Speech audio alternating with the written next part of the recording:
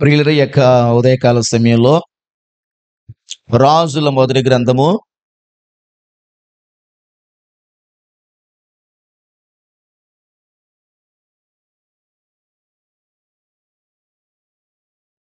18వ అధ్యాయము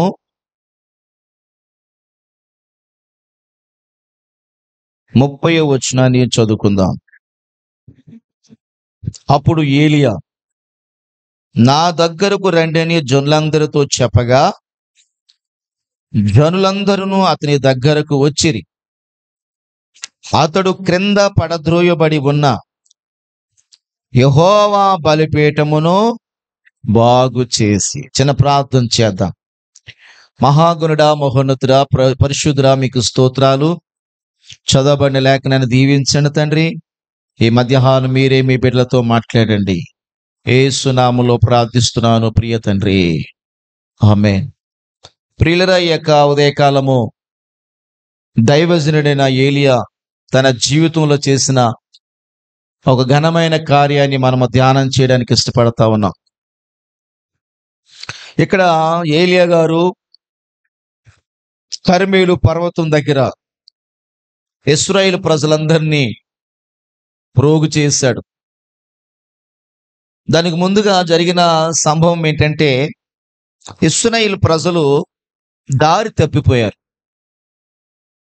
ఇశ్రాయేలీయుల దేవుడు ఎవరు అంటే యెహోవా. వారిని 400 పైబడి సంవత్సరాలు ఐగుప్తులో బానిసలుగా ఉన్నప్పుడు మోషేని వారికి నాయకుడిగా ఏర్పాటు చేసి మోషే ద్వారా వాళ్ళందరినీ కూడా బయటికి తీసుకొచ్చారు. తీసుకొచ్చిన తర్వాత వారిని దేవుడు వాగ్దాత దేశంలో వారిని ప్రవేశపెట్టాడు. వారికి ధర్మశాస్త్రాన్ని ఇచ్చాడు. అయితే ఇశ్రాయేలు ప్రజలు ఏం చేశారంటే ధర్మశాస్త్రాన్ని విడిచిపెట్టారు. రెండవదిగా దేవుణ్ణి విడిచిపెట్టారు. ఇశ్రాయేలు ప్రజలు దేవుడు వారికి ఇచ్చినటువంటి 10 ఆజ్ఞల్లో ప్రధానమైన ఆజ్ఞ ఏంటంటే విగ్రహారాధన చేయకూడదు. కానీ వీళ్ళు ఏం చేశారంటే బయలు అనే ఒక దేవతని ఆరాధించడం మొదలుపెట్టారు. బయలు దేవునికి బలిపీఠాలు కట్టారు. ఇశ్రాయేలు ప్రజలందరూ అలా కట్టడానికి కారణం ఏంటంటే ఇశ్రాయేలు ప్రజల రాజు అహాబు, ఆ రాజు భార్య యెజెబెలు, వీళ్ళిద్దరూ ఈ యొక్క బయలు దేవత ఆరాధన ప్రారంభించారు. రాజు గారు మరి దేశానిలే రాజు ఆ దేవుని పెడితే అందరూ ఏం చేస్తారు? ఆ దేవుని నమ్ముకోవాలి కదా.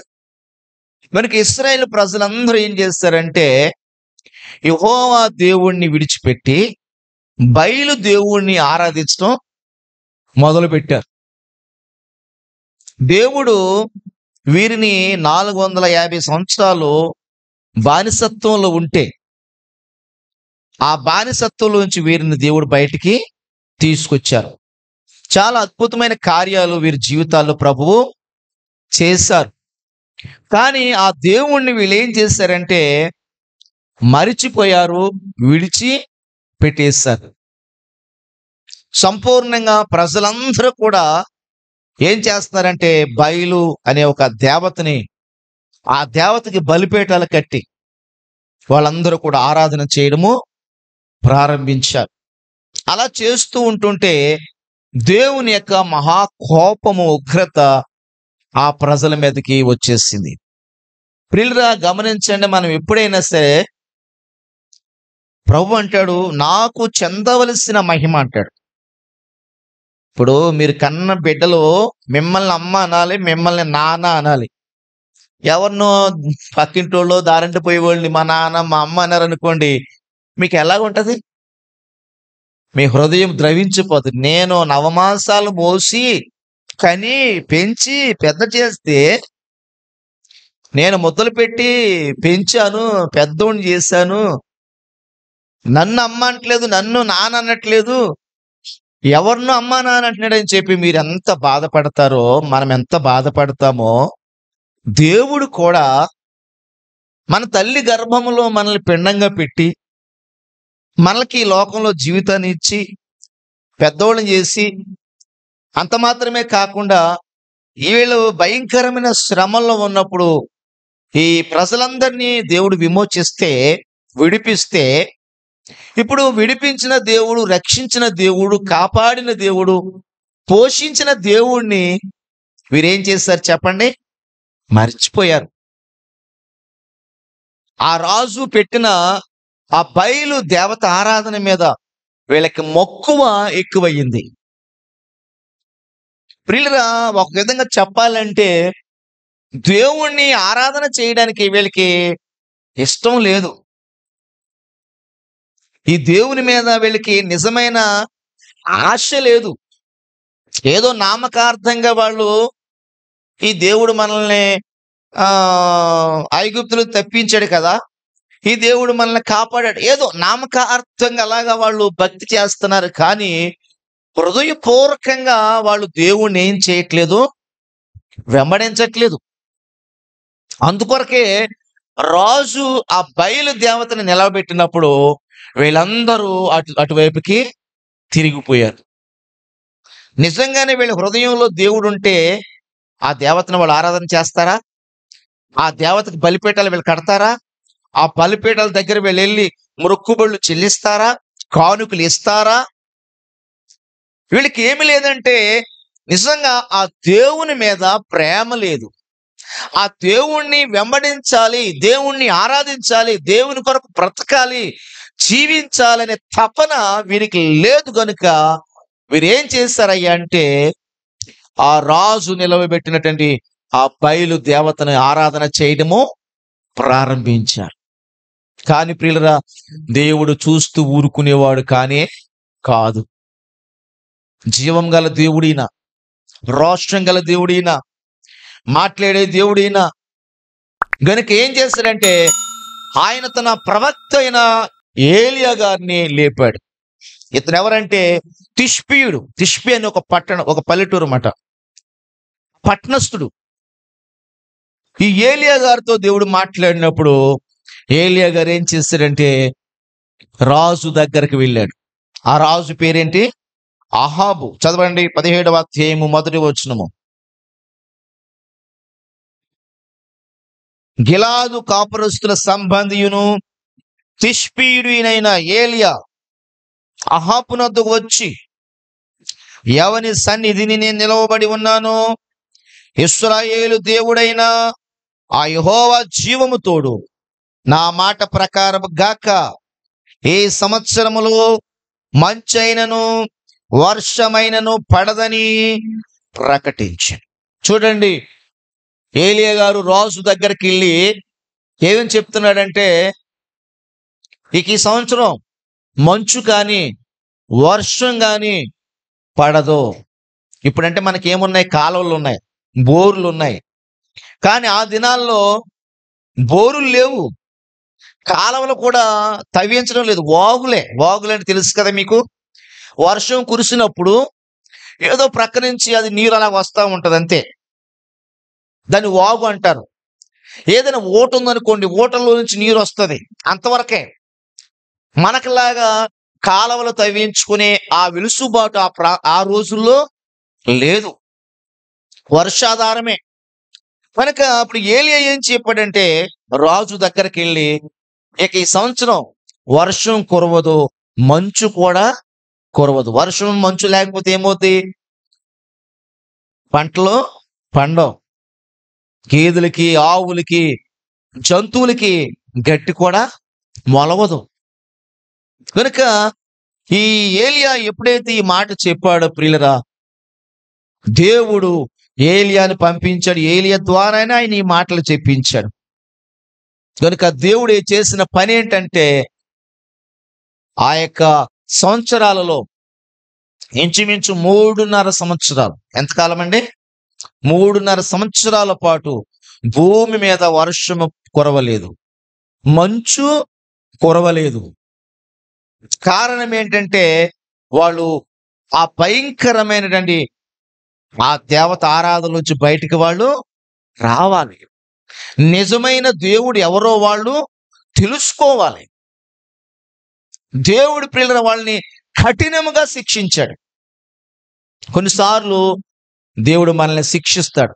ఎందుకంటే మనము సన్మార్గంలో నడవాలని, మంచి మార్గంలో వెళ్ళాలని. పిల్లల్ని తల్లిదండ్రులు కొడతారు కదా. మన ఇంటికి వచ్చినప్పుడు అమ్మ కొట్టింది నన్ను అంటారు. ఎందుకు కొడుతుంది అమ్మ? ఊరికే కొట్టదు. నాన్న కొట్టేసిండు అంటారు పిల్లలు వాళ్ళ అమ్మ దగ్గరికి వెళ్ళి. ఎందుకు కొట్టాడు? ఊరికి కొట్టడు. ఆ పిల్లలకి మంచి మార్గంలోకి వెళ్ళాలని, సన్మార్గంలో బిడ్డలు నడవాలని తల్లిదండ్రులు ఏం చేస్తారంటే బిడ్డల్ని శిక్షిస్తారు. అలాగే దేవుడు కూడా ఆయన బిడ్డలమైన మనము సన్మార్గంలో నడవాలని కొన్నిసార్లు ఆయన మనల్ని దండిస్తాడు, శిక్షిస్తాడు. కొన్ని కఠినమైన మార్గాల గుండా మనల్ని నడిపిస్తాడు. కొన్ని శిక్షల మూలంగా మనకి బుద్ధి వచ్చేలా చేస్తాడు. కొన్ని కష్టాల ద్వారా మన మనసు మారేలా చేస్తాడు.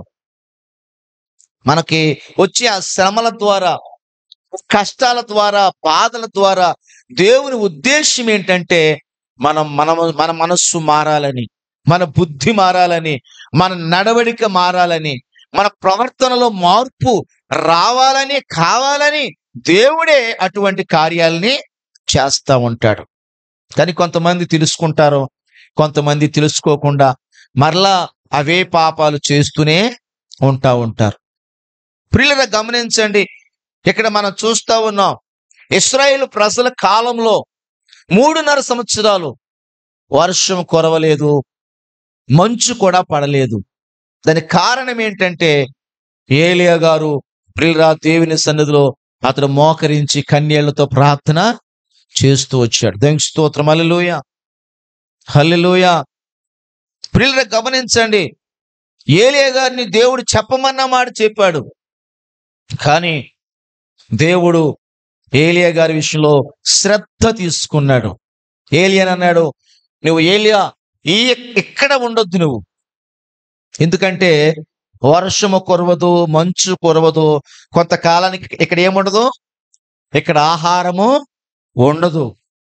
అంతేకాదు ఏలియా వెళ్ళి అహాబుతో ఈ మాట చెప్పాడు కదా. ఏ మాట? వర్షం కానీ మంచు కానీ కురవదనే మాట చెప్పాడు కనుక అహాబు ఏలియాని చంపాలి, పట్టుకోవాలని చూస్తా ఉన్నాడు. ఏలియాని ఏం చేయాలనుకున్నాడు? చంపాలి, పట్టుకుని చెరసాల్లో వేయాలనుకుంటున్నాడు. అందుకుని దేవుడు అన్నాడు, నువ్వు కేరీతు అనే వాగు దగ్గరికి వెళ్ళి ఆ వాగు దగ్గర నువ్వు దాగి ఉండు. చదువు నా మాట, కింద వచనము 3వ వచనము.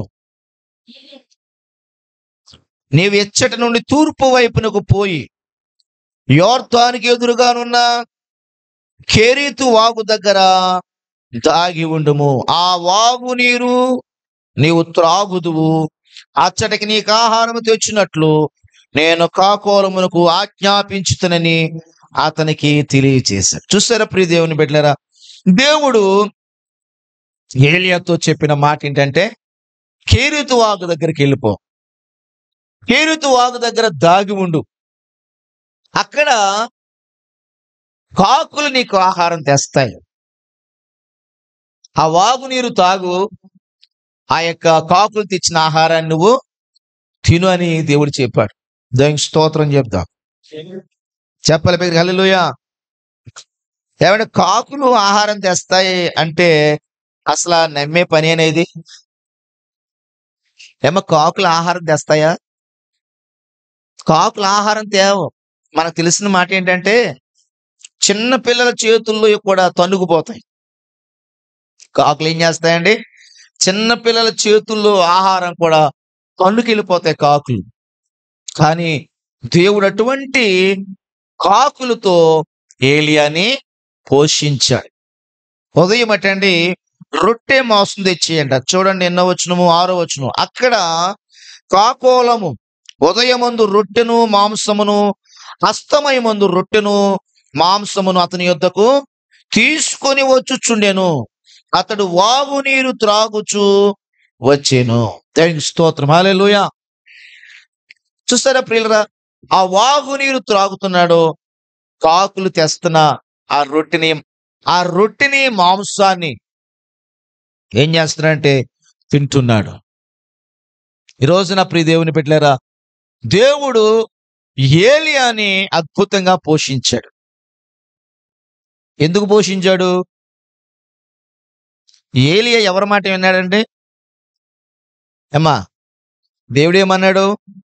నువ్వు కేరీతు వాగు దగ్గరికి వెళ్ళు, అక్కడ దాగి ఉండంటే దేవుడు చెప్పినట్టుగా ఏం చేశాడంటే కేరీతు వాగు దగ్గరికి వెళ్ళిపోయాడు.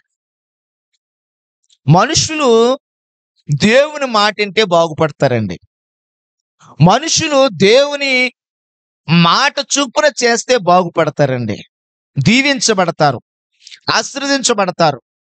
కానీ చాలా మంది ఈ రోజున దేవుడు చెప్పినట్టుగా చేయట్లేదండి.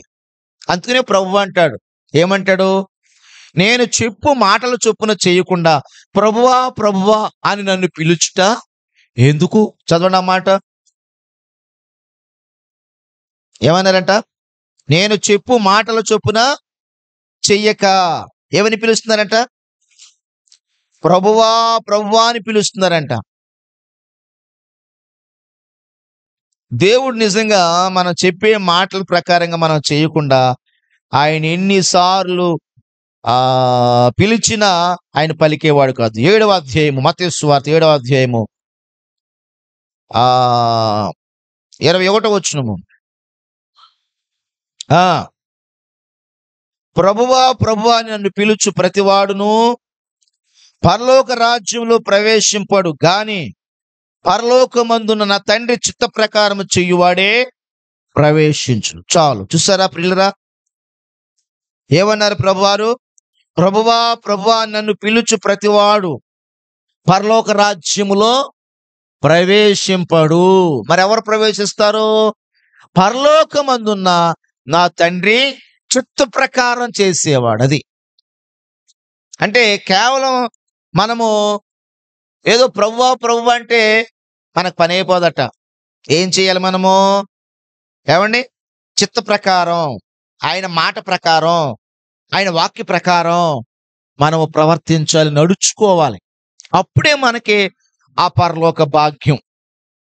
కనుక మనము కేవలము మాటలతో పరలోకం ఎవ్వరూ వెళ్ళం. క్రియలు ఉండాలి. క్రియలు లేని విశ్వాసము మృతం. అంతే కదండి? క్రియలు ఉండాలి. లోక సామెత ఏంటి చెప్పండి? అరచేతులు బెల్లం పెట్టి తేనె పోసి మోచేదాకా నాకిస్తారంటారు. అంటే అర్థం ఏంటి? వాళ్ళ మాటలు చెప్తారు కానీ క్రియలు ఏమి ఉండవు.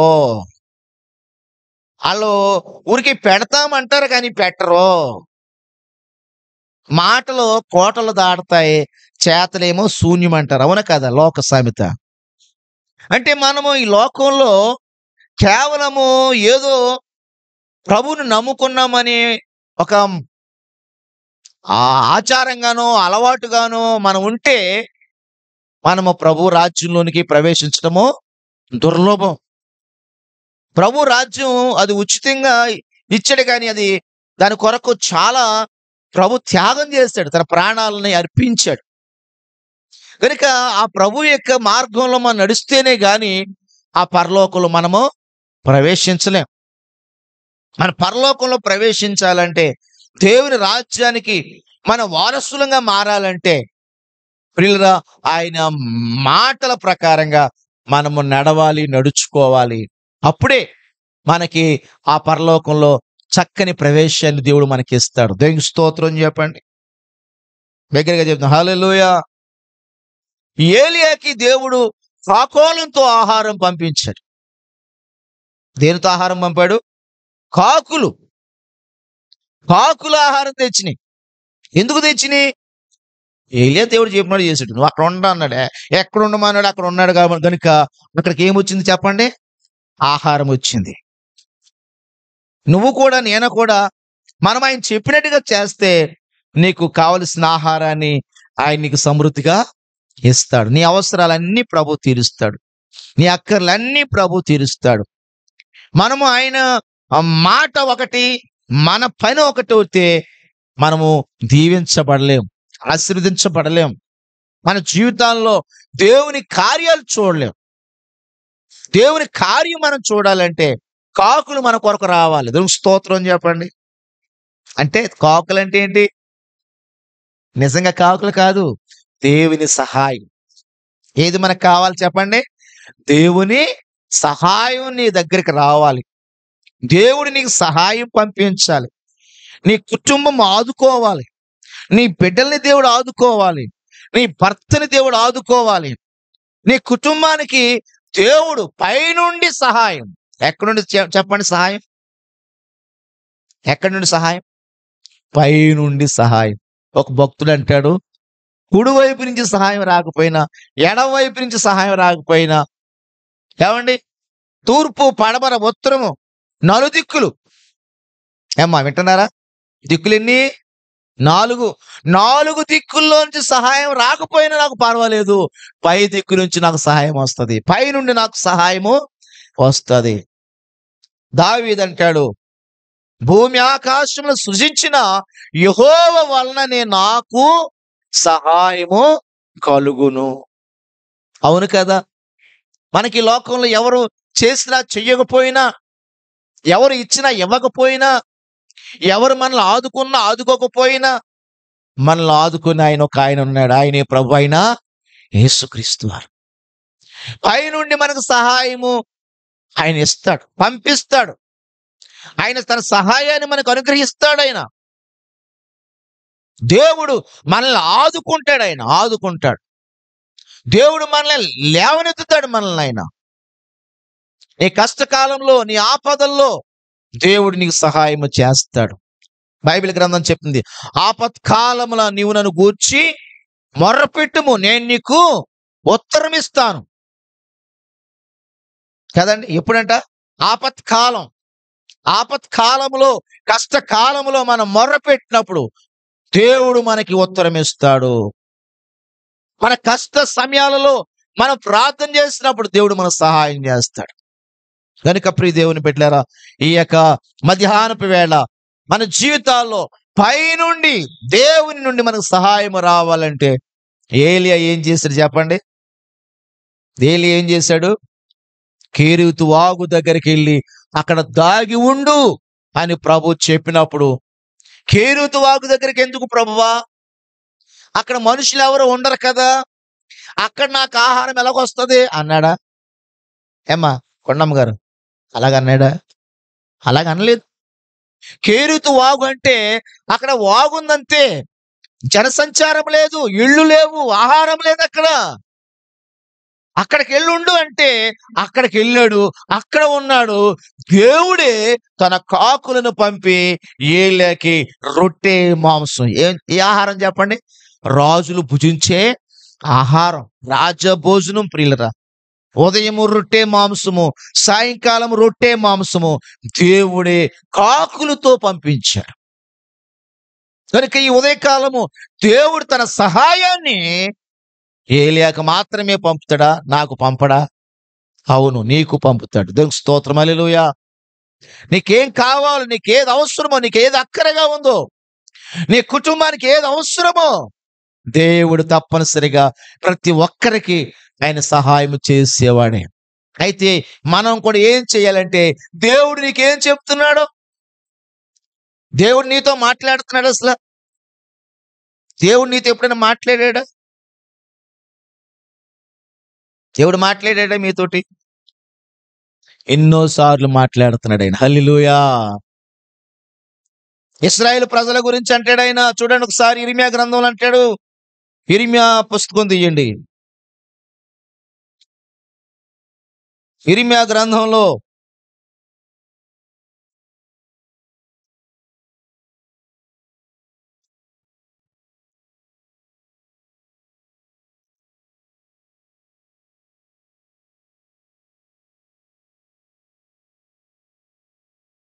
తీసారా?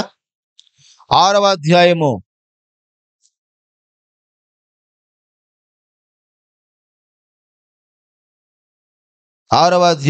10వ వచనం కానించి.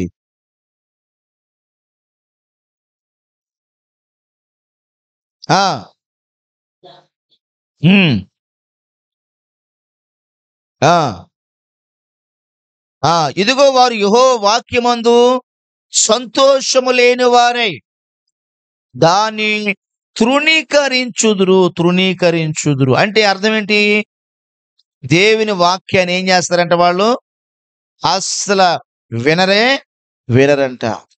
ప్రియులారా, ఇశ్రాయేలు ప్రజల కొరకు దేవుడు పెందలకడనే ప్రవక్తలను పంపాడట. ఎప్పుడండి? ఎప్పుడు? పెందలకడ అంటే అర్థం ఏంటి చెప్పండి? పెందలకడ అంటే అర్థం ఏంటి? ఉదయమే కదా, ఉదయమే. దేవుడు తన బిడ్డలు బాగుపడాలని, తన ప్రజలు దీవించబడాలని, తన ప్రజలు అభివృద్ధిలోకి రావాలని పెందలకడనే తన ప్రవక్తలను వాళ్ళ దగ్గరకు పంపిస్తే ఆ ప్రవక్తలు చెప్పే మాటలటండి వీళ్ళకి సంతోషం లేదట. ప్రవక్తల మాటలను వీళ్ళు త్రోసివేసేసారట. ప్రియులారా, దేవుడు మనతో మాట్లాడుతున్నప్పుడు మనం ఏం చేయాలంటే ఆ మాటలు వినాలండి. విని వాటి చొప్పున చెయ్యాలి. ఏలీయా అలా చేస్తాడు కదా. దేవుడు మాట్లాడినప్పుడు ఏం చేశాడు? కేరుతు వాగు దగ్గరికి వెళ్ళాడు. ఆదివారం ఎన్నిసార్లు దేవుడు నీతో మాట్లాడతలేదు? ఎన్నిసార్లు నువ్వు ఇదిగో ఈ రకమైన జీవితం కలిగి ఉన్నావు, ఈ జీవితాన్ని మార్చుకో అని నీతో దేవుడు మాట్లాడతలేదు? మాట్లాడుతున్నాడే. దేవుడు నీతో ఎందుకు మాట్లాడతలేదు? దేవుడు మాట్లాడినా గాని ఏం చేస్తున్నాం మనము? బైబిల్ అంటుంది, వారు వినుటకు మట్టుకు విందురు గాని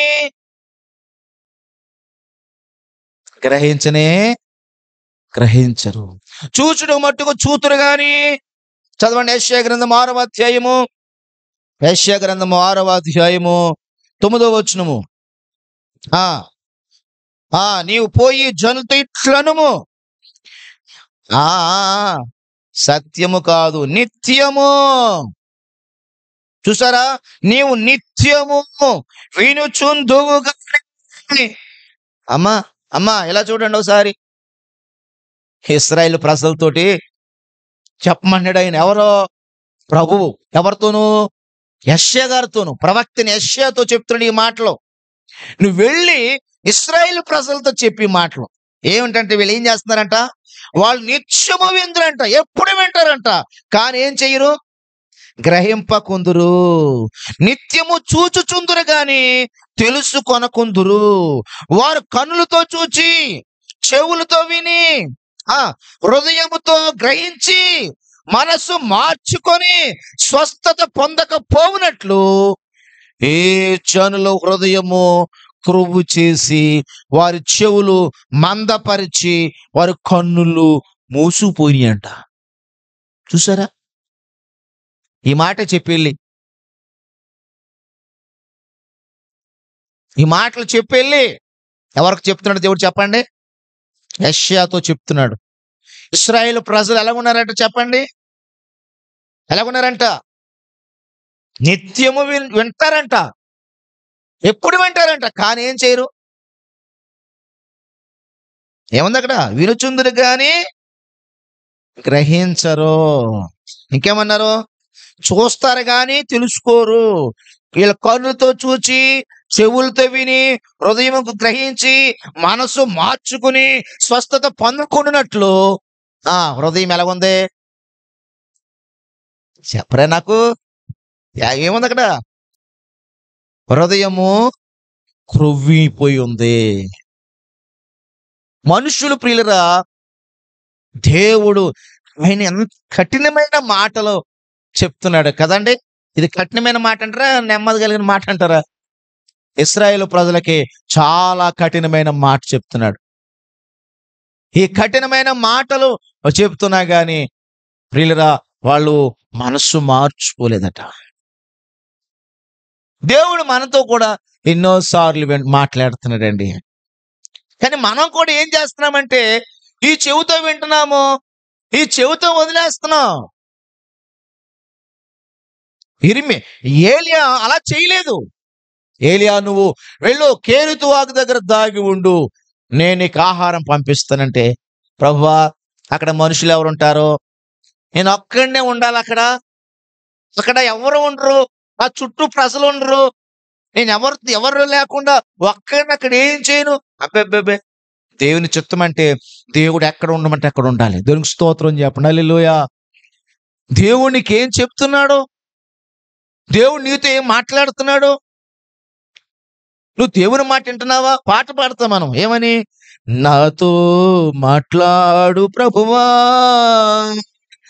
నీవే మాట్లాడుమయ్యా, నాతో మాట్లాడు ప్రభువా. ఎన్నిసార్లు మాట్లాడలేదు? మాట్లాడు అంటున్నాం అంతే.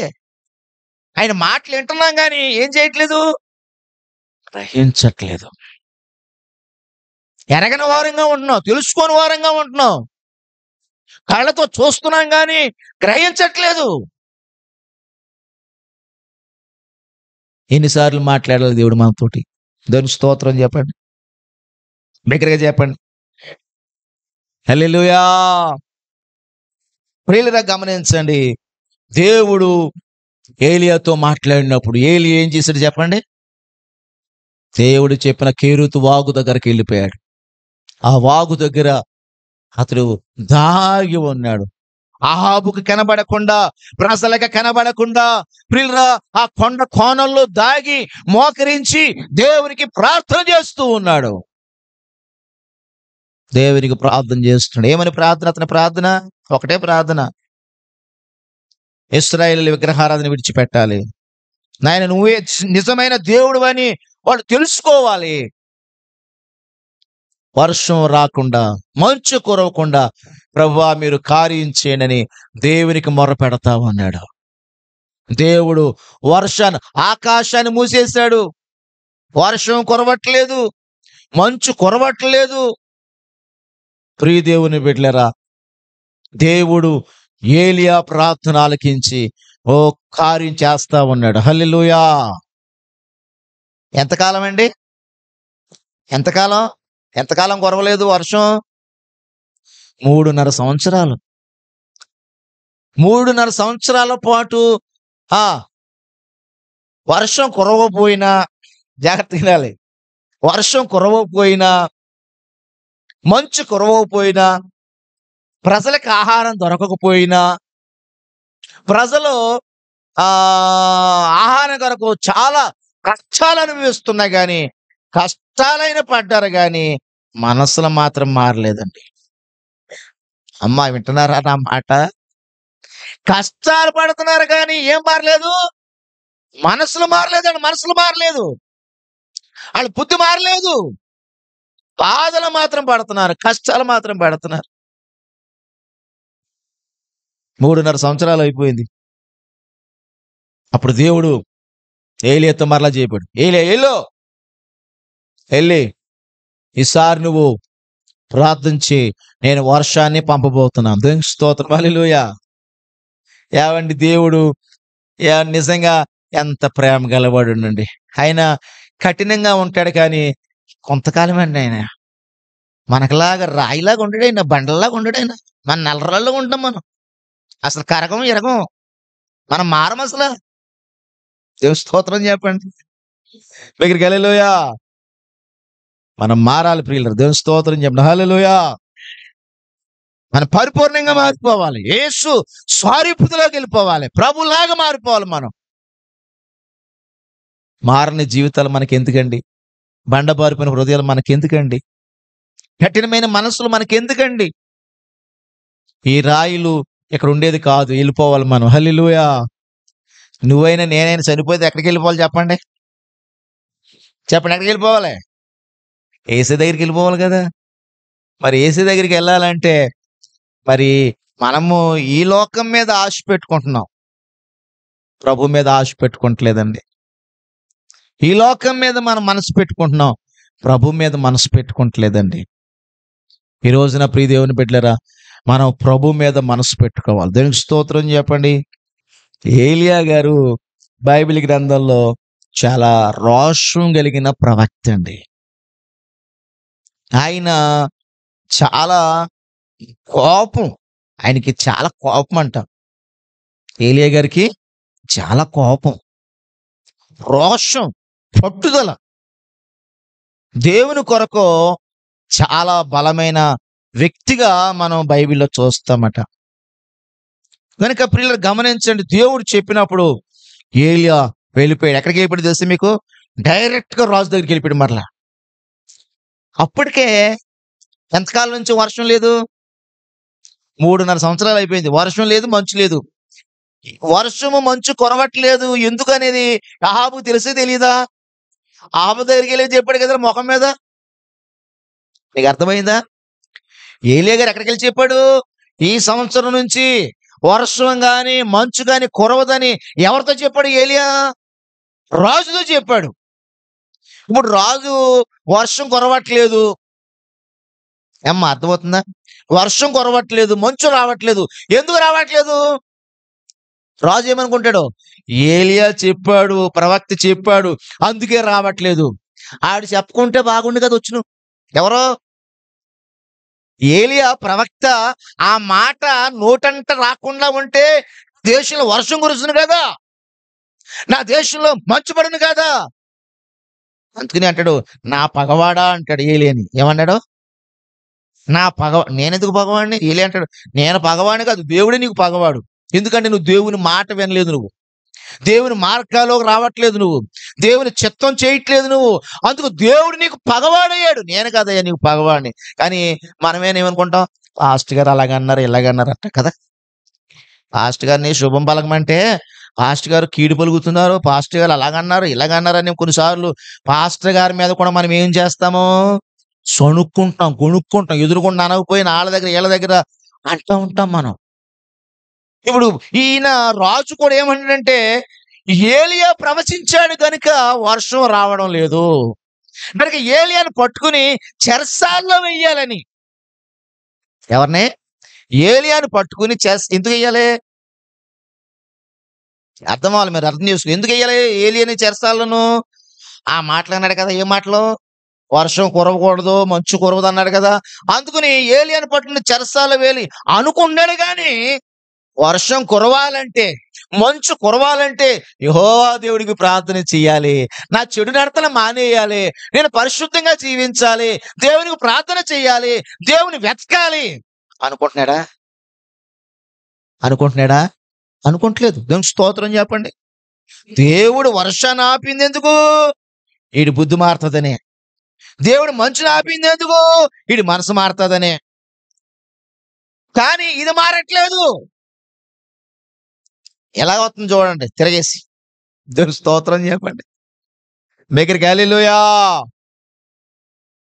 నా ప్రియ దేవుని బిడ్డలారా, దేవుడు ఏలియాతో ఆయన మాట్లాడినప్పుడు ఏలియా ఏం చేస్తాడంటే రాజు దగ్గరికి వెళ్ళిపోయాడు. డైరెక్ట్ రాజు దగ్గరికి వెళ్ళిపోయి. చూడండి ఒకసారి మీ బైబిల్ తీయండి. 18వ అధ్యాయము 2వ వచనము.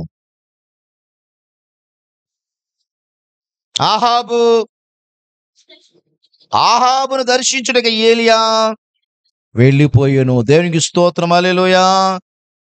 అప్పటికే ఏలియానట నిదుగుతున్నాడంట. 10వ వచనం చదవమ్మా.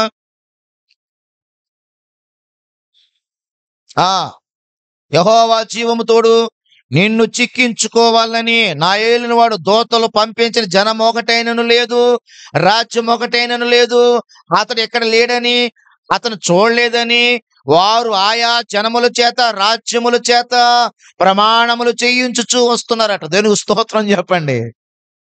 ఏలియా గారి కోసం అంటే ప్రతి రాజ్యానికి వెళ్ళి ప్రతి పట్టణానికి వెళ్ళి ఇదిగో ఇక్కడికి ఏలియా గారు వచ్చారు, అవి రాలేదండి అంటే ప్రవక్త కదా. మరి వీళ్ళు అబద్ధాలు చెప్తున్నారేమని ప్రమాణాలు కూడా చెప్పు, నిజం చెప్పు, నువ్వు నిజం చెప్పు, ప్రమాణం చేయి, ఏలియాను చూడలేదని అని రాజుల చేత రాజ్యాల చేత పట్టణాల చేత ప్రముఖుల చేత ప్రమాణాలు చేయించుకుంటున్నారంట వీళ్ళు. ఎందుకంటే ఏలియాను పట్టుకోవాలి. ఎందుకంటే ఏలియా చెప్తే మళ్ళీ వర్షం వస్తుంది. అది దేవుని స్తోత్రం చెప్పండి. మీకనే చెప్పాలి హల్లెలూయా. అంత దుర్మార్గంగా రాజు ప్రవర్తిస్తుంటుంటే ఏలియా గారండి, నేను రాజు దగ్గరికి వెళ్తే నన్ను పట్టుకుంటాడు, నన్ను చంపేస్తాడు అనే భయం లేకుండా ఏలియా మళ్ళా రాజు దగ్గరికి వెళ్ళిపోయాడు. దేవునికి స్తోత్రం చెప్పండి. ఎంత ధైర్యం అండి. అంటే దేవుడు పంపిస్తే దేవుడు చెప్పమంటే ఏ మాత్రం వెనకాడకుండా, భయపడకుండా, ప్రాణాలకు తెగించి, ఎంత గొప్ప సేవ అండి! దేవునికి స్తోత్రం చెప్పండి. హల్లెలూయా. ప్రాణాలకు తెగించి ఏలీయా గారు ఎక్కడికి వెళ్ళారంటే రాజు ముందుకు వెళ్ళాడు. రాజు దగ్గరికి వెళ్తే రాజు ఏమంటున్నాడు? ఏమండి చదవండి, ఎన్నో వచనం అహాబు ఏలీయాను చూచి, ఇశ్రాయేలు వారిని శ్రమ పెట్టువాడవు నీవే కావాయని అతనితో అనగా, అతడు నేను కాను, యెహోవాజ్ఞలను గైకొనక బయలు దేవతను అనుసరించు నీవును నీ తండ్రి ఇంటి వారు ఇశ్రాయేలు వారిని శ్రమ పెట్టువారై ఉన్నారు. దేవునికి స్తోత్రం. హల్లెలూయా. ఏమన్నాడండి రాజు? ఏమన్నాడు చెప్పండి? రాజు ఏమన్నాడు? ఇశ్రాయేలు వారిని శ్రమ పెట్టువాడు నువ్వే. అసలు ఎవరు చెప్పమన్నారు? వర్షం కురవదని, మంచు కురవదని ఎవరు చెప్పమన్నారు? ఏలియాని? దేవుడే కదా. ఎందుకు చెప్పమన్నాడు? వీళ్ళు బయలు దేవతను ఆరాధిస్తున్నారని, విగ్రహారాధన విడిచిపెట్టాలని, జీవము గల దేవుణ్ణి వీళ్ళు సేవించాలి, ఆయన మార్గాల్లో నడవాలని దేవుడు ఏలియాతో చెప్పిస్తే, ఇప్పుడు రాజు ఏమన్నాడు? బుద్ధి మార్చుకోలేదు, మనసు మార్చుకోలేదు, విగ్రహారాధన విడిచిపెట్టకుండా ఏమన్నాడు? ఇశ్రాయేలు వారిని శ్రమ పెట్టువాడు నువ్వే, నీ గురించే వర్షం కురవట్లేదు, నీ గురించే మంచు కురవట్లేదు అని చెప్పి రాజు ఏలియా మీద కేకలేస్తావన్నాడు. అప్పుడు అన్నాడు ఆయన, నేను కాదయ్య బాబు, నేను కాదు, నువ్వు నీ ఇంటి వారు. ఏమన్నాడు అక్కడ? అతడు నేను కాను, యెహోవా ఆజ్ఞలను గైకొనక బయలుదేవతను అనుసరించు నీవు నీ తండ్రి ఇంటి వారు ఇశ్రాయేలు వారిని శ్రమ పెట్టేవారు. దేవునికి స్తోత్రం. హల్లెలూయా. ఈ రోజున మన కుటుంబాల్లో శ్రమలు వస్తున్నాయంటే, బాధలు వస్తున్నాయంటే ఒకసారి మనల్ని కూడా పరిశీలన చేసుకోవాలి. దేవుని మార్గాలు విడిచిపెట్టేసి, దేవుని చిత్తం విడిచిపెట్టేసి, దేవుని వాక్యాన్ని విడిచిపెట్టేసి మనము మన ఇష్ట ప్రకారంగా జీవిస్తున్నామేమో, మనం దేవునికి విరోధంగా బ్రతుకుతూ ఉన్నామేమో, దేవునికి కోపం తెప్పించే కార్యాలు, క్రియలు మనం చేస్తూ ఉన్నామేమో. ఎవరు పరిశీలన చేసుకోవాలండి? ఎవరికి వారే పరిశీలన చేసుకోవాలి. నాలోకి నేను చూసుకోవాలి, మీలోకి మీరు చూసుకోవాలి. నేను ఎలాగున్నాను? నిజమేనా? ఇశ్రాయేలు వారిని శ్రమ పెట్టేవాడు నీవే అన్నట్టుగా, నేను ఒకవేళ నా ద్వారా నా కుటుంబానికి కీడు జరుగుతుందేమో, నన్ను బట్టి నా కుటుంబం శ్రమల పాలవుతుందేమో, నేను నడిచి నడవడికను బట్టి నేను ఈ కష్టాల్లోకి వెళ్ళిపోతున్నానేమో ఆలోచిస్తున్నారు. ఎప్పుడైనా అలాగ ఆలోచించుకున్నారా? నేను ఎలాగున్నాను అసలు? నేను సంతోషంగా, నా కుటుంబం నా ద్వారా నా కుటుంబం క్షేమంగా ఉంటుందా? నన్ను బట్టి ఏ కీడు రాకుండా ఉంటుందా? మీరు ఆలోచన చేయాలి. కొన్నిసార్లు మనల్ని బట్టే కుటుంబాలకు కీడు వస్తుంది, మనల్ని బట్టే కష్టాలు వస్తాయి, మనల్ని బట్టే శ్రమలు వస్తూ ఉంటాయండి. చూడండి, మీకు అందరికీ తెలుసు, యోన గ్రంథంలో యోన ఏమన్నాడు? సముద్రంలో వాడంతా మునిగిపోయేలాగా ప్రమాదంలోకి వెళ్ళిపోతే అందరూ చీటీలు వేశారు కదా. చీటీలు వేసినప్పుడు చీటీ ఎవరి పేరు వచ్చింది? యోనా పేరు మీద వచ్చింది. అప్పుడు యోన ఏమన్నాడు? నన్ను బట్టే ఈ తుఫాను. దేవునికి స్తోత్రం చెప్పండి. ఏమన్నాడు యోన? నన్ను బట్టే. నేను దేవుడి మాట వినకుండా ఆయన ఒక పని చెప్తే నేను ఒక పని చేస్తున్నాను, నన్ను ఒక మార్గంలో వెళ్ళమంటే నేను ఇంకో మార్గంలో వెళ్తున్నాను, నన్ను బట్టే ఈ తుఫాను వస్తుంది. ఎప్పుడైనా మీరు అనుకున్నారు అలాగా? బాబోయ్, నన్ను బట్టి కష్టం వచ్చింది, నేను సరిగా ఆయన మాట వినట్లేదు, నన్ను బట్టి మాకు ఈ బాధలు వస్తున్నాయి, ప్రభువా నన్ను క్షమించు నాయనా, నేను నిన్ను వెంబడించట్లేదయ్యా. ఎప్పుడైనా మీరు అలా ప్రార్థన చేసుకున్నారా? ఎప్పుడైనా పరిశీలన చేసుకున్నారా మిమ్మల్ని మీరు? యోన అన్నాడు, నన్ను బట్టే. చదవడం మాట యోన, నన్ను బట్టి ఈ గొప్ప తుఫాను. చూసారండి, నన్ను బట్టే ఈ గొప్ప తుఫాను మీ మీదకి వచ్చింది. దేవునికి స్తోత్రం. హల్లెలూయా. ఈ రోజున ప్రియ దేవుని బిడ్డలారా, మన జీవితాల్లో కష్టాలు, బాధలు చూడండి. రాజు చేసిన పని, రాజు కుటుంబం ఏం చేశారు? ఆ దేశంలో విగ్రహాలు నిలబెట్టి విగ్రహారాధన ప్రోత్సహించి బయలుదేవతను ఆరాధింప చేశారు. శివం గల దేవుని విడిచిపెట్టేలాగా వాళ్ళే పురుకొల్పారు. ఇప్పుడు వాళ్ళు ఏమంటారు చెప్పండి? ఇశ్రాయేలు శ్రమ పెడుతున్నా నువ్వు నీ ద్వారా మాకంత కష్టాలు వచ్చినాయి, మాకు బాధలు వచ్చినాయి, మాకు ఇబ్బందులు వచ్చినాయి, నిన్ను బట్టే వచ్చినాయి మాకు ఇవన్నీ అంటున్నారు అనలేదా? ఎవరిని అంటున్నారు? ఏలియా గారిని అంటున్నారు. కానీ ఏలియా ద్వారా వచ్చినాయి కాదు. వాళ్ళు చేసిన బాధ, వాళ్ళు చేసిన తప్పులు, వాళ్ళ పాపాలే వాళ్ళకి ఆ కష్టాలకి కారణము ఇదే. దేవుడు ప్రియులరా ఏలియా గారికి గొప్ప జ్ఞానం ఇచ్చాడు. అప్పుడు ఏం చేశారండి ఏలియా? ఇదిగో మీరేం చేస్తారంటే, ఇశ్రాయేలు ప్రజలందరినీ మీరు బయలు దేవతని ఆరాధిస్తున్నారు కదా, ఆ దేవత కట్టండి ప్రవక్తలు ఉన్నారట. బయలు ప్రవక్తలు ఎంతమంది అంటే చూడండి, ఒకసారి మీ బైబిల్లో తీసి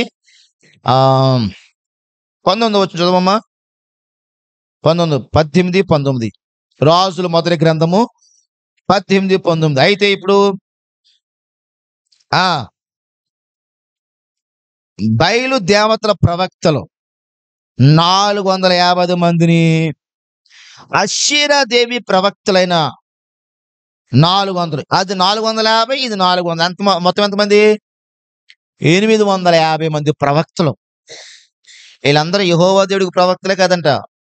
450 మంది ఏమో బయలుకి ప్రవక్తలంట, 450 ఏమో అషేరాదేవి, ఇదొక దేవత, వీళ్ళ ప్రవక్త. మొత్తం ఎంతమంది? 850 మంది ప్రవక్తలు. వీళ్ళందరిని ఎవరు పోషిస్తున్నారు? యెజెబెలు రాజు భార్య రాణి ఏం చేస్తుంది చెప్పండి? వీళ్ళని పోషిస్తుంది. ఈ 850 మంది ప్రవక్తలకి ఈమె ఆహారం పెడుతుంది, డబ్బిస్తా ఉంది. ఇస్తుంటుంటే అప్పుడు ఏలియా అన్నాడు, వీళ్ళందరినీ కర్మేలు పర్వతం దగ్గర తీసుకురమ్మన్నాడు. ఎక్కడికి? కర్మేలు పర్వతం దగ్గరికి. వీళ్ళందరూ 850 మంది ప్రవక్తలు, ఇశ్రాయేలు ప్రజలందరూ కర్మేలు పర్వతం దగ్గరికి వచ్చారండి. అప్పుడు ఏలియా వాళ్ళతో మాట్లాడతాడు, ఇదిగో మీరు ఎంతకాలము 2 తలంపుల మధ్య తడబడుచుంటారు. చదవండి ఆ మాట. ఎన్నో వచనం అండి? 21 వచనం చదవమ్మా. ఏలియా జనులందరి దగ్గరకి వచ్చి, ఎన్నాళ్ళ మట్టుకు మీరు 2 తలంపుల మధ్య తడబడుచుందురు? యెహోవా దేవుడైతే ఆయనను అనుసరించుడి, బయలు దేవుడైతే వాని అనుసరించుడని ప్రకటన చేశాడు. ఏమని ప్రకటన చేశాడండి? 2 తలంపుల మధ్య ఎంచుకుంటారు మీరు? యెహోవా దేవుడైతే ఆయనే నమ్ముకోండి, బయలు దేవుడైతే బయలు నమ్ముకోండి. ఈ రోజున మనం కూడా ఏం చేస్తున్నామండి? ఒక దేవుడిని నమ్ముకుంటున్నా, 2 దేవుళ్ళు నమ్ముకుంటున్నామా? 2 తలంపుల మధ్య మీరు ఎందుకు తడబడుచుందురు? ఎన్ని తలంపులు అంటండి? 2 తలంపులు. ఎందుకు మీరు 2 తలంపుల మధ్య తడబడతారు? వాస్తును నమ్మేవాళ్ళు, వాస్తులు చూసేవాడు ఏమండి దేవుని యందు విశ్వాసం అంటారా? ముహూర్తాలు చూసేవాళ్ళు యేసు ప్రభువులు విశ్వాసం అంటారా? చెప్పండి నాకు. మీరు ముహూర్తాలు చూస్తున్నారు అనుకోండి, మీరు యేసు ప్రభు నమ్ముకున్నట్టేనా? నమ్ముకున్నాం, కానీ దాన్ని కూడా నమ్ముతున్నాం. దేన్ని? ముహూర్తాలను కూడా నమ్ముతున్నాం. రోజులు చూస్తానంటే దాన్ని కూడా నమ్ముతున్నాం, యేసు ప్రభువును నమ్ముతున్నాం. 2 తలంపుల మధ్య కదా, 2 తలంపులు. ఎందుకు అలాగా అంటే? ఏమి లేదు, ఏమి లేదంటే దేవుని మీద పరిపూర్ణమైన విశ్వాసము లేదు. అక్కడ కూడా ఉంది ఏదో. మరి ఎందుకు? అక్కడికి వెళ్ళిపో. ఆ దేవుడిని నమ్ముకో, ఈ దేవుడి దగ్గరికి ఎందుకు? ఈ దేవుని దగ్గరకు వచ్చినప్పుడు ఈ దేవుణ్ణి నువ్వు ఏం చేయాలంటే నేనేం చేయాలంటే పూర్ణ మనసుతో పూర్ణాత్మతో మనం ఆయన్ని ప్రేమించాలి, వెంబడించాలి. దేవునికి స్తోత్రం, హల్లెలూయా. నువ్వు ఇక రెండో ఆలోచన ఉండకూడదు. నువ్వు రెండో ఆలోచన ఉందంటే ప్రభు అంటాడు, నువ్వు వెచ్చగానైనా ఉండు, చల్లగానైనా ఉండు. నువ్వు వెచ్చగా ఉంటే నిన్ను నా నోటి నుంచి థు అని ఉమ్మేస్తా. ఏమన్నాడైనా? నా నోటి నిన్ను థు అని ఉమ్ము వేస్తాను. నువ్వు నులువెచ్చగా ఉండకూడదు. ఎలాగుండాలట? వెచ్చగానైనా ఉండాలట, చల్లగానైనా ఉండాలట. ఈ రోజున ప్రియులరా, క్రైస్తవులు చాలా మంది రెండు తలంపుల మధ్య ఉంటున్నారు. ఏలియా కాలంలో అలాగే ఉన్నారు. ఏలియా వాళ్ళతో చెప్పాడు, మీరు ఎందుకు ఇలా ఉన్నారు? యెహోవా దేవుడైతే యెహోవాని వెంబడించండి, బయలు దేవుడైతే బయలునే వెంబడించండి అని అప్పుడు అన్నాడు. అక్కడ 850 మంది ప్రవక్తలు ఉంటే ఆ 850 మందిని పిలిచి, ఇదిగో నేను మీకు ఒక ఎద్దునిస్తాను, మీరు దాన్ని వధించి బలిపీఠానికి కట్టి, మీరు ఏమి కట్టెల మీద నిప్పేయకుండా మీరు మీ దేవుడికి ప్రార్థన చేసి ఆకాశంలోంచి అగ్ని దిగి వచ్చి ఆ బలి పశువు మాంసాన్ని దహించేలాగా మీరు ప్రార్థన చేయండి. మీ దేవుడు ఉత్తరమిస్తే, మీ దేవుడు అగ్ని పంపిస్తే, ఆ బలి పశువు మాంసాన్ని దహించి వేస్తే, అప్పుడు మీ దేవుడే దేవుడని నేను ప్రజలందరూ నమ్ముతాము అని చెప్పినప్పుడు, మీరు అనేకులు ఉన్నారు కదా, ఎక్కువ మంది ఉన్నారు. మీరు ప్రవక్తలు ఎంతమంది ఉన్నారు? వాళ్ళు 850 మంది ఉన్నారు కదా, కనుక మీ మెజారిటీ ఎక్కువ ఉంది. కనుక మీరు ఫస్ట్ ప్రేయర్ చేయండి. మీరు మొదటగా మీ దేవుడికి, మీ అషీరాదేవికి, మీ యొక్క బయలుకి మీరు ప్రేయర్ చేయండి, ప్రార్థన చేయండి అని చెప్పినప్పుడు ప్రియులరా, వీళ్ళు వధించారు, ఆ పశువుని అక్కడ బలిపీఠ మీద పెట్టారు. ఈ 850 మంది ఏం చేస్తున్నారు చెప్పండి ఏమ్మా? ఏం చేస్తున్నారు? తమ దేవుడికి, బయలు దేవుడికి, అషీరా దేవికి ప్రార్థన చేస్తూ ఉన్నారండి. దేవునికి స్తోత్రం చెప్పండి. వీళ్ళ ప్రార్థన చేస్తుంటే పొద్దున మొదలెట్టారంట ప్రార్థన. 26 వచనం చదవమ్మా. వారు తమకివ్వబడిన ఎద్దును తీసుకుని సిద్ధము చేసి ఉదయము మొదలుకొని మధ్యాహ్నం వరకు చాలమ్మా. చూస్తారా? ఎప్పుడంట? ఉదయము మొదలుకొని మధ్యాహ్నం దాకా ఏం చేస్తారు? ప్రార్థన ప్రార్థన ప్రార్థన ప్రార్థన. అబ్బే, గొంతులేస్తున్నారంట. వారు తాము చేసిన బలిపీఠం వద్ద గొంతులు వేయ మొదలు పెట్టారంట. అంటే ఒక డాన్స్ లాగా దేవుడికి చేస్తున్నారు. దేవుడు కనికరిస్తాడు, కరుణిస్తాడు. ఆ యొక్క అగ్ని వచ్చి ఆ బలి పశువు మాంసాన్ని దహించేస్తుందని వీళ్ళు చాలా గొంతులేస్తున్నారంట. గొంతులు జరుగుతున్నాయి కానీ అగ్ని మాత్రం రావట్లేదు.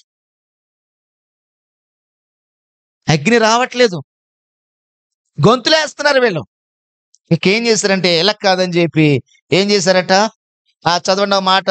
ఉదయం మొదలుకొని మధ్యాహ్నం వరకు బయలా మా ప్రార్థన వినుమని బయలు పేరును బట్టి ప్రార్థన చేసిరి, కానీ ఒక్క మాట అయినను ప్రత్యుత్తరం ఇచ్చిన వాడు ఎవడను లేకపోగా వారు తాము చేసిన బలిపీఠం వద్ద గొంతులు వేయ మొదలు పెట్టిరి. మధ్యాహ్నం అయిపోయింది. ఏలే గారు అంటున్నాడండి 27వ వచనం, వాడు దేవుడై ఉన్నాడు, పెద్ద కేకలు వేయడి. వాడు ఒకవేళ ధ్యానం చేయుచున్నాడేమో, దూరంగా ఉన్నాడేమో, ప్రయాణం చేస్తున్నాడేమో, నిద్రపోతున్నాడేమో, ఒకవేళ మీరు లేపాల్సి ఉందేమో అని అపహాస్యం చేస్తున్నాడంట. దేవుని స్తోత్రం చెప్పండి. ప్రియులరా, అలా చేసినప్పుడు అటండి వాళ్ళు పాపం ఏం చేశారంటే 28వ వచనంలో, వారు మరి గట్టిగా కేకలు వేయచ్చు, రక్తము కారుమట్టుకు తమ మర్యాద చొప్పున కత్తులతోనూ శస్త్రములతోనూ తమ దేహాలను కోసుకుంటున్నారంటండి. రక్తాన్ని కూడా చిందిస్తున్నారు. ఏం చేస్తున్నారండి? రక్తం కూడా ఇస్తున్నారు. దేవునికి రక్తం చిందిస్తే ఆయన ప్రత్యుత్తరం ఇస్తారండి. ఇలా కోసేసుకుంటున్నారు, అలా కోసేసుకుంటున్నారు, రక్తం కారిపోతుంది కానీ వాళ్ళ ప్రార్థన విన్న దేవుడు మాత్రం లేడండి. అంత భయంకరంగా వాళ్ళు మొర్ర పెడుతున్నారు. ఏమండి, ఇక్కడ ఉన్నాడు అనుకోండి, ఒక మాటకో ఇంకో మాటకైనా జవాబు చెప్తాడు, అవునా కదా?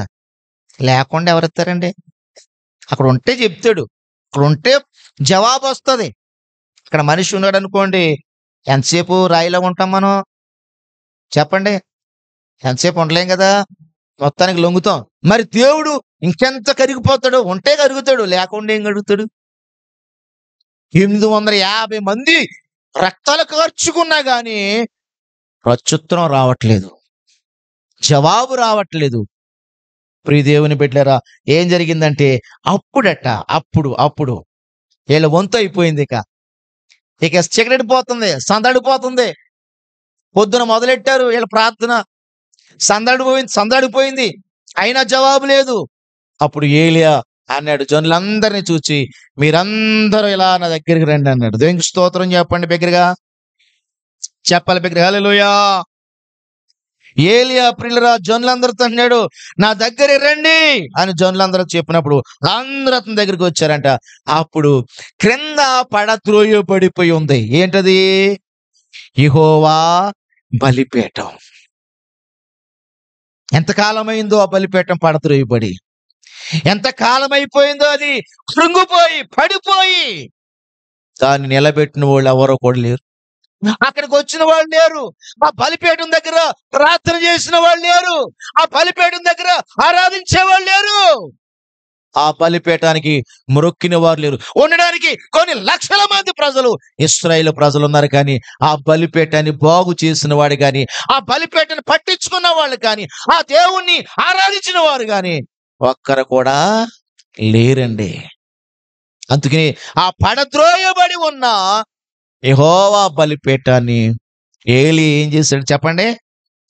చదవండి మాట. క్రింద పడద్రోయబడి ఉన్న యెహోవా బలిపీఠమును బాగు చేశాడట. 30వ వచనంలో కింద పడద్రోయబడి ఉంది. ఎందుకు పడద్రోయిస్తారు? వీళ్ళందరూ బయలు దేవతని ఆరాధిస్తా ఉన్నారు, అషేరా దేవుని వాళ్ళు ఆరాధిస్తా ఉన్నారు కనుక యెహోవా దేవుని బలిపీఠాన్ని ఏం చేశారు? వీళ్ళు పడద్రోయిస్తారు. దేవుని పట్టించుకోలేదు, దేవుని ఆరాధించడం మానేశారు, దేవుని వెంబడించడం మానేశారు, దేవుని పూజించడం మానేశారు వీళ్ళు. ప్రియ దేవుని బిడ్డలారా, ఈ పరిశుద్ధ గ్రంథంలో మనము బలిపీఠాల గురించి చూడాలంటే మరి 5 బలిపీఠాల గురించి ఈ బైబిల్ మాట్లాడుతుంది. ఒక బలిపీఠం ఏంటంటే కర్ర బలిపీఠం. యెహెజ్కేలు గ్రంథం 41:22లో ఉంటది.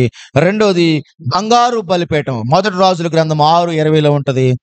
ఇత్తడి బలిపీఠం, మొదటి రాజుల గ్రంథం 8:16-24, నిర్గమకాండం 39:39లో ఉంటది. రాళ్లతో కట్టిన బలిపీఠం, నిర్గమకాండం 20:25లో ఉంటది. మట్టి బలిపీఠం, నిర్గమ 20:24 ఉంటది. మట్టి 5 బలిపీఠం. ఒకటి కర్ర బలిపీఠం, బంగారు బలిపీఠం, ఇత్తడి బలిపీఠం, రాళ్లతో కట్టిన బలిపీఠం, మంటి బలిపీఠం. ఇక్కడ మనం చూసిన ఈ బలిపీఠం రాళ్లతో కట్టాడు. ఎవరు? ఏలియా గారు. ఈ ఎన్ని రాళ్ళు? ఇశ్రాయేలు గోత్రాలు 12 మంది కదా, గోత్రకర్తలు 12 రాళ్ళు పెట్టి అక్కడ దేవునికి ఒక బలిపీఠాన్ని కట్టాడు. ఆ బలిపీఠం మీద కట్టెలు క్రమముగా పేర్చాడట. ఎలా పేర్చాడండి కట్టెలు? కట్టెలంటే ఏంటి? పుల్లలో. కట్టెలంటే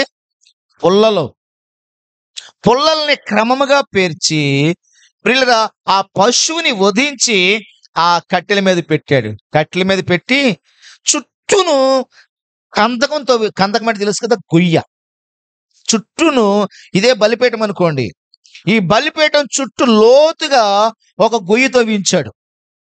ఈ బలిపీఠం మీదేమో పశువుని పెట్టాడు, చుట్టూ గొయ్యి తవ్వించి అప్పుడు వాళ్ళతో అన్నాడు, నీళ్లు తెచ్చి పొయ్యమన్నాడు. దేని మీద? పశువు మీద. ఆ బలి పశువు మీద నీళ్లు పొయ్యమన్నాడు. నీళ్లు పోస్తే ఒకసారి బిందులతో తెచ్చి పోసారంట, మళ్ళా రెండోసారి పొయ్యమన్నారంట, మూడోసారి పోసారంట. ఈ నీళ్లు ఈ పశువు మీద నుంచి కట్టెలు తడిసిపోతే అంటుకుంటాయా? చెప్పండి అమ్మా, కట్టెలు అంటుకుంటాయా? మీకు అందరు తెలుసు, వంట చేయాలంటే కట్టెలు ఎలా ఉండాలి, పుల్లలు ఎలా ఉండాలి? బాగా ఎండిపోయి ఉండాలి. ఎండిపోయి ఉంటే కట్టెలు మండుతాయి.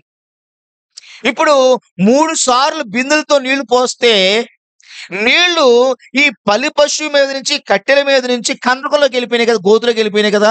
ఆ గొయ్యిలో నుంచి కిందకి పొర్లిపోయినాయట నీళ్లు. దేవుని స్తోత్రం చెప్పండి. హల్లెలూయా. బలి పశువు, కట్టెలు అన్ని తడిసి ముద్దయిపోయినాయి. అప్పుడు ఏలియా ప్రార్థన మొదలు పెట్టాడు. ఏం చేశాడండి? ప్రార్థన మొదలు పెట్టాడు. దేవునికి ప్రార్థిస్తున్నాడు. కనులు ఆకాశం తొట్టెత్తి దేవుని వైపు చూస్తూ ప్రార్థన చేస్తున్నాడు. ఏమని ప్రార్థన చేస్తున్నాడు? చదవండి ఆ మాట ఒకసారి. 18వ అధ్యాయము 36వ వచనం కానించి.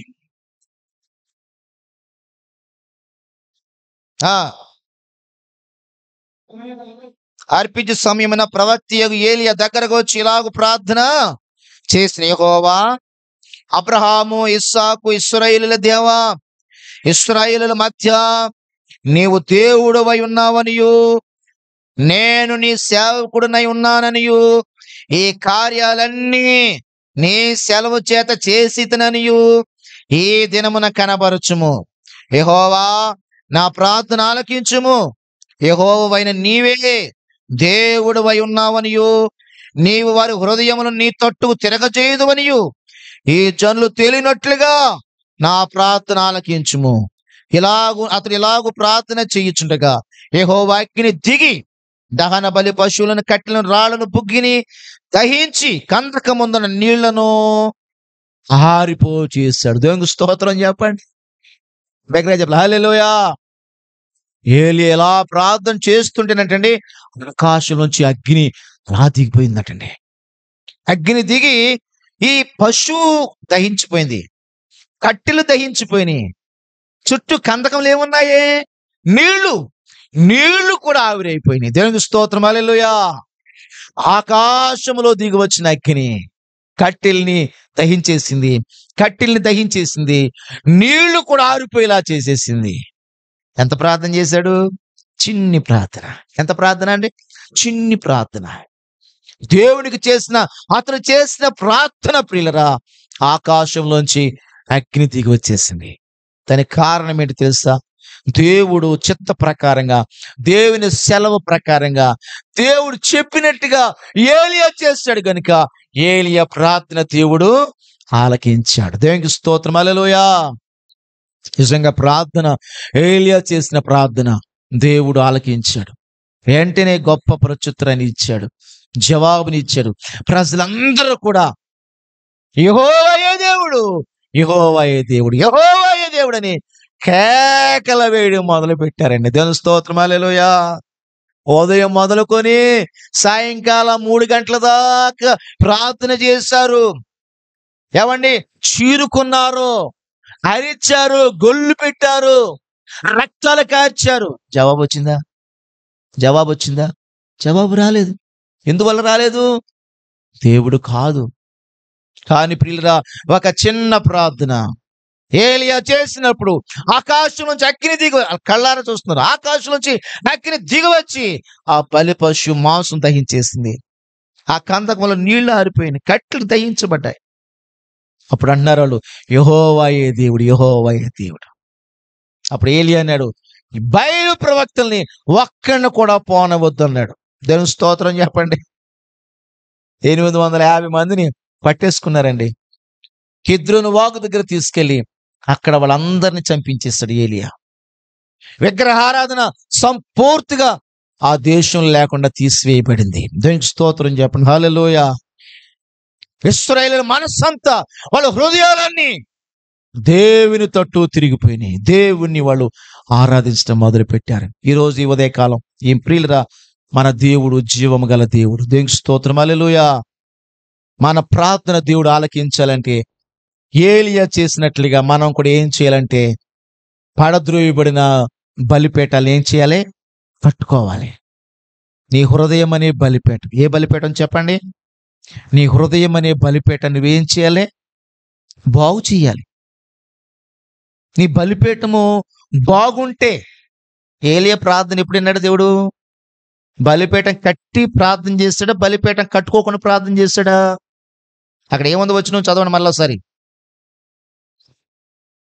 రాజుల మొదటి గ్రంథం 18వ అధ్యాయము 30వ వచనము చదవమోసారి. అప్పుడు ఏలియా, నా దగ్గర రండి అని జనులందరితో చెప్పగా జనులందరూ అతని దగ్గరికి వచ్చిరు. అతడు క్రింద పడద్రోయబడి ఉన్న యెహోవా బలిపీఠమును బాగు చేసి, బలిపీఠాన్ని ఏం చేశాడు? బాగు చేశాడు. ఇప్పుడు ఈ రోజున మన ప్రార్థన దేవుడు వినాలంటే మన బలిపీఠాలు కూడా మనం ఏం చేయాలి?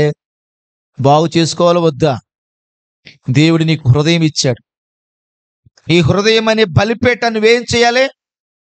బాగు చేయాలి. నువ్వు బాగు చేయాలి. నేను నా హృదయాన్ని, ప్రియులరా, లోకంలో 3 మోసకరమైన శక్తులు ఉన్నాయి. ఎన్ని శక్తులు ఉన్నాయి చెప్పండి? 3 శక్తులు ఉన్నాయి. ఏంటి చెప్పనా? ఒకటి పాపం, రెండవది హృదయం, మూడవది సాతాను. విన్నారా నా మాటలు? నిన్ను మోసం చేసే శక్తులు ఎన్ని ఉన్నాయి చెప్పండి? ఒకటి పాపము. ఒకటేంటి చెప్పండి? పాపం. రెండోది నీ హృదయమే. ఇర్మియా 19:9 ఉంటది, హృదయము అన్నిటికంటే మోసకరమైనది, ఘోరమైన వ్యాధి ఉందండి దానికి. మూడోది సాతాను. సాతాను కూడా నిన్ను మోసం చేస్తుంది. ఈ మోసకరమైన ఈ 3 శక్తుల్ని నువ్వు జయించాలి. నీ హృదయం బాగుంటే వీటిని జయిస్తావు. లేకపోతే ఏమైపోతావంటే నువ్వు పాపములో పడిపోతావు. సాతానికి వాని దూతలకు సిద్ధపరిచిన నిత్యాగ్నిలోకి వెళ్ళిపోతావు. ఈ లోకంలో నీ బలిపీఠం బాగవ్వకుండా నీ ప్రార్థన జవాబు రాని రాదు. దేవుడు నీ ప్రార్థన వినాలంటే, దేవుని దగ్గర నుంచి నీకు జవాబు రావాలంటే నీ బలిపీఠం బాగుండాలి. దేవునికి స్తోత్రం, హల్లెలూయా. నీ బలిపీఠాన్ని బాగు చేసుకోవాలి. అది ఏ బలిపీఠం అన్నాడు? యెహోవా బలిపీఠం అనగా నీ హృదయాన్ని దేవుని తట్టు త్రిప్పి నువ్వు బాగు చేసుకోవాలి. ఏమండి, నేను మంచిగా, నీవు మంచితనం పనికిరాదా? నీ మంచి క్రియలన్నీ మురుక్కోట్లో, నీ మంచితనం కాదా? మరి ఎలాగండి? దేవుని వాక్యంలో మంచితనం నీకు కావాలి. దేవునికి స్తోత్రం, హల్లెలూయా. దేవుని నీతి నీకు కావాలి. దేవుని వాక్యం నీకు కావాలి. దేవుని వాక్య ప్రకారంగా నీ హృదయాన్ని కట్టుకోవాలి నువ్వు. హల్లెలూయా. ఎప్పుడైతే దేవుని వాక్య ప్రకారంగా నీ హృదయం కట్టబడతాదో అప్పుడే దేవుడి దగ్గర నుంచి నువ్వు మేలు పొందుకుంటావు, ప్రతిఫలాన్ని పొందుకుంటావు, ఆశీర్వాదాన్ని పొందుకుంటావు, దీవెన పొందుకుంటావు. అంతేకాదు, చనిపోతే మన ఆత్మ పరలోకం వెళ్ళిపోద్ది అంతే. దాని స్తోత్రం చెప్పండి. నువ్వు ఒకవేళ ఈ లోకంలో, ఏమంటే దేవుడు లేని వాళ్ళు బ్రతుకుతలేదు ఈ లోకంలో? చెప్పండి, బ్రతుకుతున్నారా? బ్రతకట్లేదా? నువ్వు బ్రతుకుతావు, వాళ్ళు బ్రతుకుతారు. కానీ ప్రియులరా, ఒకవేళ మనము దేవుడు లేకుండా చనిపోతే ఏమైపోతాం చెప్పండి? నిత్య నాశనంలోకి వెళ్ళిపోతాం. నిత్యాగ్ని అన్నాడు. ఏమన్నాడు చెప్పండి? నిత్యాగ్ని. అది మనం వెళ్లకుండా ఉండాలంటే ఈ లోకంలో నువ్వు ఉండగానే నీ హృదయం అనే బలిపీఠాన్ని నువ్వేం చేయాలి? బాగు చేసుకోవాలి. నీ హృదయంలో దేవునికి విరోధమైన బుద్ధి, దేవునికి విరోధమైన నడత, దేవునికి విరోధమైన జీవితం అది ఏదుందో అదంతటిని ఈ వాక్యపు వెలుగులో సరి చేసుకోవాలి. దేవునికి స్తోత్రం, హల్లెలూయా. కనుక ఈ మధ్యాహ్నపు వేళ ఏలియాని దేవుడు మన ముందు ఉంచాడు. ఏలియా దేవుడు చెప్పినట్టుగా చేశాడు.